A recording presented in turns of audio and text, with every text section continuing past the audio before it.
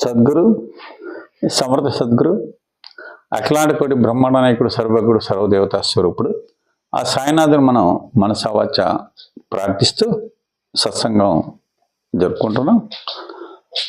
బాబా గారు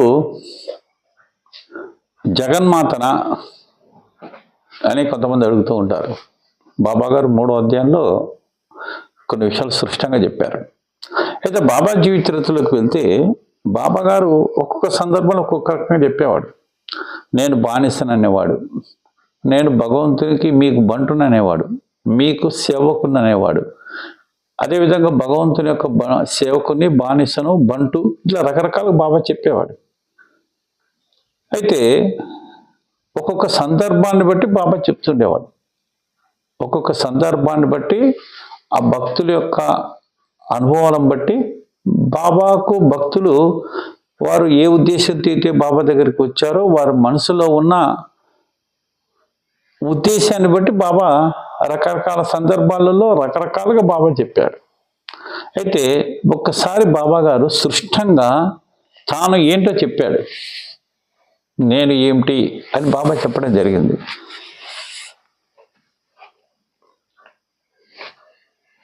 మూడో అధ్యాయంలో మనం చూస్తే ఒక సందర్భంలో బాబా గారు ఏమంటారంటే, నేను జగన్మాతను,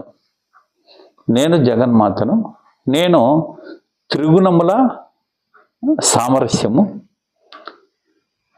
నేను సృష్టి స్థితి లయకారకుడను, చరాచర జీవకోటి అంతా ఆవరించి ఉన్నాను, భక్తుల హృదయంలో నివసిస్తూ పాలిస్తూ ఉన్నాను అని బాబా చెప్పడం జరుగుతుంది. అంటే అక్కడ బాబా డైరెక్ట్గా అంటే నేను జగన్మాతను, సృష్టి స్థితి లయకారకుని, చరాచర జీవకోటి ఆవరించి ఉన్నాను, భక్తుల హృదయాలలో ఉన్నాను, పాలిస్తున్నాను అంటే బాబా చెప్పాడు అంటే ఆయన జగన్మాతే. జగన్మాతే అంటే ఇక్కడ మనము ఈ విషయము అర్థం చేసుకోవాలంటే ముందుగా మనం ఆలోచించాల్సింది ఏంటంటే, సృష్టి క్రమం అనేది మనం దేవి భాగవతంలోకి వెళ్తే ఈ సృష్టి క్రమం అనేది ఏంటంటే, ఈ యొక్క సృష్టి అనేది ఒక అద్భుతంగా ఒక అద్భుతమైన ఒక శక్తి, కొన్ని వేల సూర్యబింబాల యొక్క వెలుగు ఆత్మస్వరూపం. అంటే వేల సూర్యబింబాల యొక్క వెలుగు అనేది ఈ సృష్టిలో మొట్టమొదట జన్మించింది. అంటే ఒక అద్భుతమైన ఒక వెలుగు. ఆ వెలుగు కొన్ని వేల సూర్యబింబాల యొక్క వెలుగు. ఆ వెలుగులో నుంచి వచ్చిందే ఓంకారం. ఆ ఓంకారంలోంచి వచ్చిందే పరబ్రహ్మ స్వరూపం అంటాం దాన్ని. అంటే ఓంకారంలోంచి వచ్చినదే అకార ఉకార మకారాలు. అకార ఉకార మకారాల యొక్క కలయికే ఓంకారం. అకార ఉకార మకార కలయిక అంటే బ్రహ్మ సరస్వతి, అదేవిధంగా విష్ణు మహాలక్ష్మి, అదేవిధంగా ఈ యొక్క పరమేశ్వరుడు పార్వతి, అంటే త్రిమూర్తులు. ఈ త్రిమూర్తుల నుంచి ఈ యొక్క సృష్టి స్థితి లయ రావడం జరిగిందంటారు. అంటే ఈ యొక్క సృష్టి అంతా కూడా ఒక అద్భుతమైన ఒక పరబ్రహ్మ స్వరూపము, ఆత్మజ్ఞానము, ఆత్మస్వరూపము. ఆ పరబ్రహ్మ స్వరూపంలో నుంచే ఈ యొక్క ఓంకారం అనే యొక్క అద్భుతమైన ఒక శక్తి ఉద్భవించింది. అదే మనం ఈ యొక్క గాయత్రి మంత్రం కూడా ఓం భూర్భువ స్వః తత్సవితుర్వరేణ్యం భర్గో దేవస్య ధీమహి ధియో యో నః ప్రచోదయాత్. అంటే ఈ యొక్క గాయత్రి మంత్రం యొక్క వర్ణన కూడా ఈ సృష్టి యొక్క వర్ణనే. అంటే ఆ యొక్క పరబ్రహ్మ స్వరూపం యొక్క వర్ణనే గాయత్రి మంత్రం. కాబట్టి ఏంటంటే ఆ గాయత్రి మంత్రంలో ఉన్న పరబ్రహ్మ స్వరూపంలో ఉన్న ఆ రూపంలో ఉన్నది అక్కడ నుంచి జగన్మాత వచ్చిందని, అంటే అక్కడి నుంచి ఓంకారం వచ్చిందని, ఓంకారంలోంచి జగన్మాత ఉద్భవించిందని, జగన్మాతలో నుంచి ఈ యొక్క బ్రహ్మ విష్ణు మహేశ్వరులు ఉద్భవించారని, బ్రహ్మ విష్ణు మహేశ్వరుల నుంచి కూడా ఈ యొక్క పంచభూతాలు ఉద్భవించాయని, పంచభూతాల నుంచి సకల సృష్టి ఉద్భవించింది. కాబట్టి ప్రతి సృష్టిలో కూడా ప్రతి అణువున ఆ యొక్క పరబ్రహ్మ స్వరూపం ఉంది అని ఇక్కడ చెప్పడం జరుగుతుంది. అణువణువున పరబ్రహ్మ స్వరూపం ఉంది అంటే అణువణువున ఆ యొక్క భగవంతుని యొక్క ఆత్మస్వరూపం ఉన్నది. అది మన యొక్క వేదంలో కానీ, అదేవిధంగా భగవద్గీతలో కానీ ఎక్కడ చెప్పినా అదే. అందుకని బాబా గారు కూడా ఏమంటారంటే, ప్రతి జీవిలో భగవంతుని చూడు. ఆ కుక్కలో భగవంతుడు ఉన్నాడు, పిల్లిలో భగవంతుడు ఉన్నాడు, నీలో భగవంతుడు ఉన్నాడు, నాలో భగవంతుడు, సర్వము భగవంతుడు మయం. అంటే సర్వము భగవంతుడు ఉన్నాడు అని బాబా చెప్పే ఆత్మజ్ఞానం. అంటే ఆయన ఆత్మజ్ఞాని కాబట్టి. కాబట్టి ఆ యొక్క స్వరూపం సర్వదా నిండి ఉంది. అందుకని బాబా గారు ఇక్కడ ఏమంటారు, చరాచర జీవకోటి అంతయు నేను ఆవరించి ఉన్నాను, చరాచర జీవకోటి అంతయు నేను ఆవరించి ఉన్నాను అని బాబా అంటాడు. అంటే ఏంది, అందుకని ఆయన కుక్కకు రొట్టె వేస్తే నాకు పెట్టిన అన్నాడు, అదేవిధంగా ఒక పిల్లి పాలు పోస్తే నాకు పోసిన అన్నాడు, అదేవిధంగా ఒక పేదవాడికి ఒక సన్యాసి కన్నం పెడితే నాకు పెట్టిన అన్నాడు. అంటే సర్వజీవులలో భగవంతుని యొక్క స్వరూపం చూడడం అనేది బాబా తత్వం. అయితే ఇక్కడ ఏంటంటే బాబా గారు ఏమన్నారు అంటే, నేను జగన్మాతను అన్నాడు. నేను జగన్మాతను, సృష్టి స్థితి లయకారకుడను, త్రిగుణ సామరస్యం అంటే ఈ యొక్క మనిషిలో ఉన్న రజో తమో సత్వగుణాలు, అదేవిధంగా సత్వగుణము, తమోగుణము, రజోగుణం, ఈ మనిషిలో ఉన్న గుణాలన్నీ నేనే అని చెప్పడం జరుగుతుంది. అంటే ఇక్కడ బాబా గారు జగన్మాత అనడానికి కూడా, దీంట్లో బాబా జీవిత చరిత్రలో కూడా వెళ్తే సప్తశృంగి దేవత కథలోకి వెళ్ళినప్పుడు, ఆ సప్తశృంగి దేవత కథలో కూడా మనకు తెలుసు, ఈ యొక్క కాక మహాజని యొక్క పూజారి పూజారి అయినప్పుడు ఆయన మనశ్శాంతి లేనప్పుడు సప్తశృంగి దేవత అమ్మవారే బాబా దగ్గరికి వెళ్ళమని చెప్తుంది. బాబా దగ్గరికి వెళ్ళమని చెప్తుంది. ఏది, సాక్షాత్తు అమ్మవారు చెప్తుంది పూజారికి, కాకాకు, నువ్వు బాబా దగ్గరికి వెళ్ళు, నీకు మనశ్శాంతి జరుగుతుందని చెప్తుంది.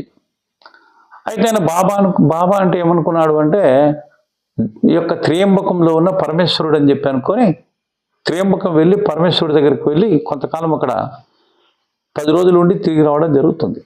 అప్పుడు మనశ్శాంతి లేకుండా మళ్ళీ అమ్మవారిని అడిగితే, ఏమ్మా నాకు మనశ్శాంతి లేదంటే, నేను చెప్పింది త్రియంబకంలో ఉన్న పరమేశ్వరుడు కాదు, షిరిడిలో ఉన్న సాయినాథుడు, నువ్వు షిరిడిలో ఉన్న సాయినాథుడి దగ్గరికి వెళ్ళు, నీకు మనశ్శాంతి కలుగుతుంది అని సాక్షాత్తు సప్తశృంగి దేవత అమ్మవారు చెప్తుంది. అంటే ఎందుకు అమ్మవారు ఇక్కడ చెప్పింది ఆయన పూజారికి అంటే, అమ్మ అతనికి మనశ్శాంతి ఇవ్వలేకనా? కాదు,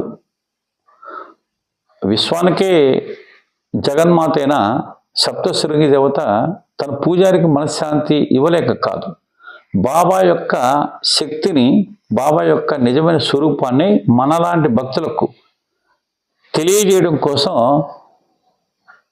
సప్తశృంగి దేవత అమ్మవారు తన పూజారిని బాబా దగ్గరికి పంపిస్తుంది.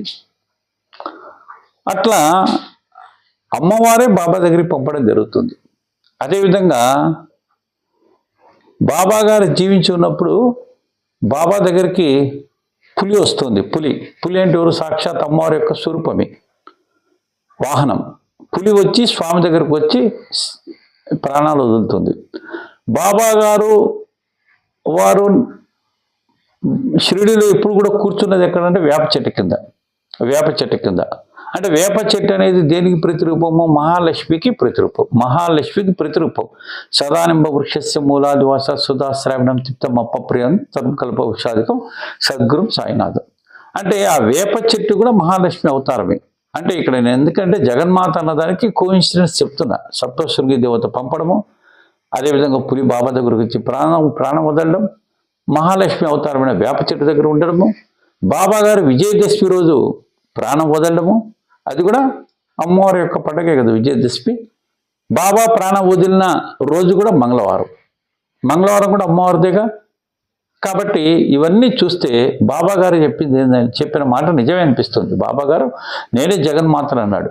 అందుకనే బాబా చెప్పిన అద్భుతమైన వాక్యాలలో కూడా మనం 3వ అధ్యాయంలో చూసుకుంటే, ఎవరైతే నా నామం ఉచ్చరిస్తారో వారికి సర్వ పాపాలు పోతాయి, ఎవరైతే నా కథలు వింటారో మననం చేసుకుంటారో వారి మరణం నుండి కూడా లాగదన్నాడు బాబా. అద్భుతమైన వాక్యం అది.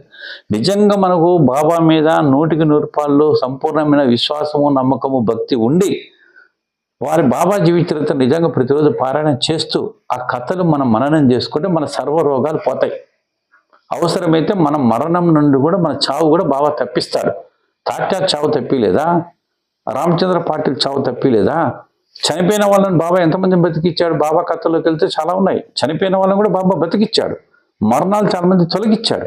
అంటే బాబా జీవిత చరిత్ర కథలు మనం విని మననం చేసుకొని అర్థం చేసుకొని వింటే మన రోగాలు తగ్గితే మన మరణం కూడా పోతుంది. స్పష్టంగా చెప్పాడు బాబా గారు. అందుకని బాబా అంటాడు సాయి అని పలుకు చాలు. సప్త సముద్రాలు దూరం ఉన్నా నిన్ను కాపాడుతానంటాడు బాబా. సాయి సాయి అనే నామం పలుకుతే చాలు. నువ్వు చేసిన పాపాలు కానీ, నువ్వు చేసిన చెడు కానీ, నీవు నిజ జీవితంలో మాట్లాడిన చెడు మాటలు, నిజ జీవితంలో చేసిన పాపాలు కూడా తొలగిపోతాయి అని చెప్పడం జరిగింది. అంటే ఆయన చెప్పిన ప్రతి మాట అక్షర సత్యం.